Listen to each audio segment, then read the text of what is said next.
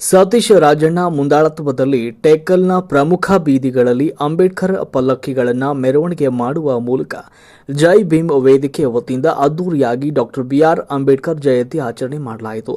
ಇದೇ ಸಂದರ್ಭದಲ್ಲಿ ಸಭೆಯನ್ನು ಉದ್ದೇಶಿಸಿ ಮಾತನಾಡಿದ ಸತೀಶ್ ರಾಜಣ್ಣ ಅವರು, ದಲಿತರಲ್ಲಿ ಬುದ್ಧಿವಂತರು, ಜ್ಞಾನವಂತರು ಇದ್ದಾರೆ. ಆದರೆ ದಲಿತರಲ್ಲಿ ಒಗ್ಗಟ್ಟಿನ ಕೊರತೆ ಇರೋದರಿಂದ ಆಳುವ ಪಕ್ಷಗಳು ಇವತ್ತು ಬಂಡವಾಳ ಮಾಡಿಕೊಂಡು ಹೊರಟಿದ್ದಾವೆ. ಎಲ್ಲಿ ನೋಡಿದರೂ ಎಡಗೈ ಬಲಗೈ ಅಂತ ಮಾಡಿರುವ ರಾಜಕೀಯ ಪಕ್ಷಗಳು ತಮ್ಮ ರಾಜಕೀಯ ಉದ್ದೇಶಕ್ಕೆ ಮಾಡಿದ್ದಾರೆ. ಒಳ ಮೀಸಲಾತಿಯನ್ನ ಯಾರೂ ಕೇಳಿರಲಿಲ್ಲ. ಆದರೆ ಮನುವಾದಿ ಸರ್ಕಾರಗಳು ದಲಿತರನ್ನ ಒಡೆದು ಭಾಗಗಳನ್ನಾಗಿ ಮಾಡಿದ್ದಾರೆ. ಡಾಕ್ಟರ್ ಬಾಬಾ ಸಾಹೇಬ್ ಅಂಬೇಡ್ಕರ್ ಅವ್ರನ್ನ ನಾವು ನೆನ್ಕೊಳ್ಳೋದಾದ್ರೆ ನಮ್ಮಂತ ಮೂರ್ಖರು ಇನ್ನೊಬ್ರಿಲ್ಲ. ಕೇವಲ ಮೀಸಲಾತಿಗೋಸ್ಕರ ಅಷ್ಟೇ ಡಾಕ್ಟರ್ ಬಾಬಾ ಸಾಹೇಬ್ ಅಂಬೇಡ್ಕರ್ ಅವರು ಹೋರಾಟವನ್ನ ಮಾಡಲಿಲ್ಲ. ಇಡೀ ಲೇಬರ್ ಕಾನೂನುಗಳೇನಿದೆ, ಮಹಿಳಾ ಹಕ್ಕುಗಳೇನಿದೆ, ಮಹಿಳಾ ಹಕ್ಕುಗಳೇನಿದೆ, ಬಾಲ ಕಾರ್ಮಿಕರೇನಿದ್ದಾರೆ, ವಿಶೇಷವಾಗಿ ಅಣೆಕಟ್ಟುಗಳನ್ನು ನಿರ್ಮಾಣ ಮಾಡಿದ್ದಾರೆ, ವಿಶೇಷವಾಗಿ ಭಾರತೀಯ ರಿಸರ್ವ್ ಬ್ಯಾಂಕ್ ಅನ್ನು ಸ್ಥಾಪನೆ ಮಾಡಿ ಅದರೆಲ್ಲರಲ್ಲೂ ಕೂಡ ಮೊಟ್ಟ ಮೊದಲಿಗರು ಅಂತ ಹೇಳಿದರೆ ಬಾಬಾ ಸಾಹೇಬ್ ಅಂಬೇಡ್ಕರ್ ಅವರು. ಡಾಕ್ಟರ್ ಬಾಬಾ ಸಾಹೇಬ್ ಅಂಬೇಡ್ಕರ್ ಅವರು 32 ಪ್ರತಿಷ್ಠಿತ ಪದವಿಗಳನ್ನು ಪಡೆದಂತಹ ವಿಶ್ವದ ಏಕೈಕ ವ್ಯಕ್ತಿ. ಮೊಟ್ಟ ಮೊದಲನೇ ಅಂದ್ರೆ ಡಾಕ್ಟರ್ ಬಾಬಾ ಸಾಹೇಬ್ ಅಂಬೇಡ್ಕರ್ ಅವರು. ಅವರ ವಿದ್ವತ್ ಎಷ್ಟಿದೆ ಅಂತ ನಾವು ಇವತ್ತು ತಿಳ್ಕೊಬೇಕು. ವಿದೇಶದಲ್ಲಿ ಹೋಗಿ ವ್ಯಾಸಂಗವನ್ನ ಮಾಡಿ ಡಾಕ್ಟರೇಟ್ ಪದವಿಯನ್ನ, PhD ಪದವಿಯನ್ನ ಮಾಡಿದಂತಹ ಮೊಟ್ಟ ಮೊದಲನೇ ಭಾರತೀಯರು ಅಂತ ಹೇಳಿದರೆ ಅದು ಡಾಕ್ಟರ್ ಬಾಬಾ ಸಾಹೇಬ್ ಅಂಬೇಡ್ಕರ್ ಅವರು. ಬಂಧುಗಳೇ, ನಾವು ಇನ್ನೊಂದು ವಿಚಾರವನ್ನ ನಾವಿಲ್ಲಿ ತಿಳಿಸ್ಕೊಳ್ಬೇಕಾಗ್ತದೆ. ಕೆಲವೊಬ್ಬೊಬ್ರು ಅವ್ರನ್ನ ಟೀಕೆ ಮಾಡ್ತಾರೆ.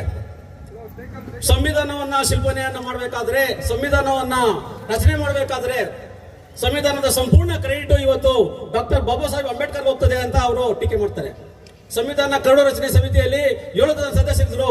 ಅವ್ರು ಯಾರಿಗೂ ಕೂಡ ಅದರ ಶ್ರೇಯಸ್ಸು ಸಲ್ಲಿಸ್ತಾ ಇಲ್ಲ.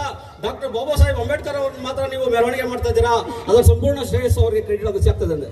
ಆದರೆ ಆ ಕರಡು ಸಮಿತಿಯ ಅಧ್ಯಕ್ಷತೆಯನ್ನು ವಹಿಸಬೇಕಾದ್ರೆ ಅವರಿಗೆ ಯಾಕೆ ಸಲ್ತು ಅಂತ ನೀವು ಅವರ ಒಂದು ಬಾಲ್ಯವನ್ನ, ಅವರ ಒಂದು ವಿದ್ಯಾಭ್ಯಾಸವನ್ನ, ಅವರ ಒಂದು ಹೋರಾಟವನ್ನ ನೋಡಿದಾಗ ಡಾಕ್ಟರ್ ಬಾಬಾ ಸಾಹೇಬ್ ಅಂಬೇಡ್ಕರ್ ಅವರನ್ನ ಸಂವಿಧಾನ ರಚನೆ ಸಮಿತಿಗೆ ಯಾಕೆ ಅಧ್ಯಕ್ಷರನ್ನಾಗಿ ಮಾಡಿದ್ರು ಅನ್ನೋದು ತಿಳಿತದೆ.